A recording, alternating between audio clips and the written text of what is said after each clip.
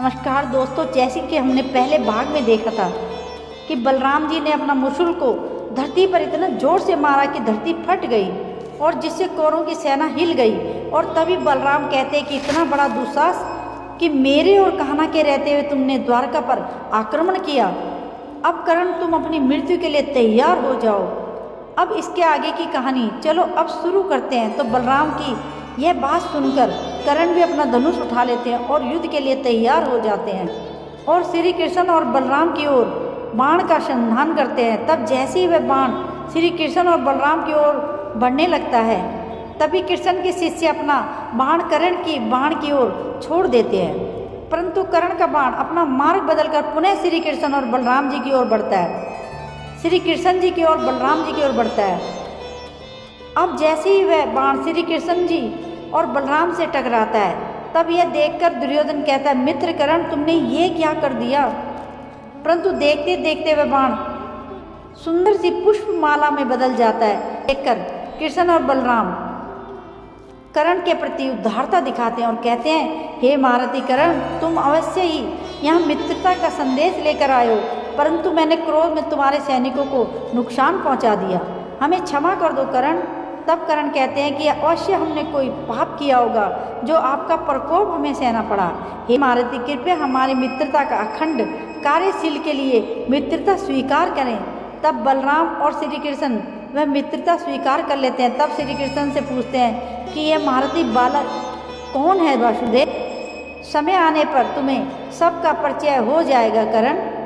तो वह सब द्वारका प्रस्थान करते हैं। ऐसे ही समय बीतता है। कुछ समय पश्चात जब महाभारत युद्ध के लिए कौरव और पांडव अपने सेना के लिए हर राज्य से अपनी मित्रता बढ़ा रहे थे, दूसरी ओर श्री कृष्ण जी अपने शिष्यों को अस्त्र शस्त्र का ज्ञान दे रहे थे।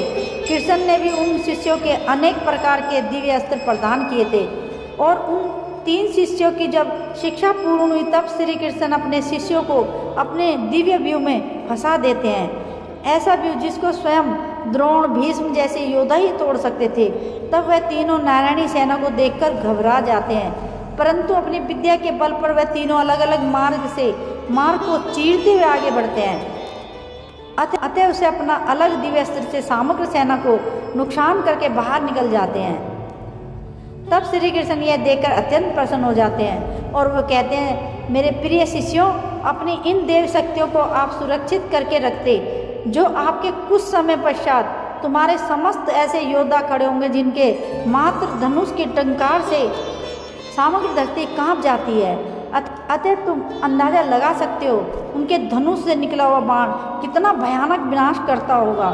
अब उनके शिष्य कहते हैं, माधव, परंतु माधव, ऐसे विराट शक्ति तो महारथी अर्जुन के पास है, जिनके क्रोध से स्वयं देवता भी भयभीत हो जाते हैं। तब श्री कृष्ण कहते हैं, मेरे प्रिय शिष्यों, अर्जुन अवश्य ही शक्तिशाली योद्धा है, परंतु महारथी अर्जुन से परे भी कुछ योद्धा हैं जो अकेले ही इस संपूर्ण नारायणी सेना के बराबर हैं। तब श्री कृष्ण के शिष्य कहते हैं कि वह महारथी कौन है माधव। तब श्री कृष्ण जी कहते हैं, जो सूर्य को भी अपने प्रकोप से अस्त कर दे। परशुराम शिष्य हस्तिनापुर के सेनापति गंगा पुत्र भीष्म, यदि महाभारत महामहिम भीष्म बिना सेना के युद्ध करें तो भी समग्र राज्य से जीत सकते हैं। तब कृष्ण शिष्य कहते हैं कि माधव, अन्य 2 योद्धाओं में भी इतना ही साहस है क्या। तो दोस्तों, आखिर कौन थे वे 2 योद्धा जो इनसे भी ज़्यादा ताकतवर थे, जानिए अगले भाग में। अगर आपको वीडियो पसंद आया तो वीडियो को लाइक करें और कमेंट करके हमें ज़रूर बताएं कि आपको वीडियो कैसा लगा, और बेल आइकन को दबाना ना भूलें ताकि अगला पार्ट जैसे ही आएगा उसका नोटिफिकेशन आपको सबसे पहले मिल सके। थैंक यू सो मच दोस्तों।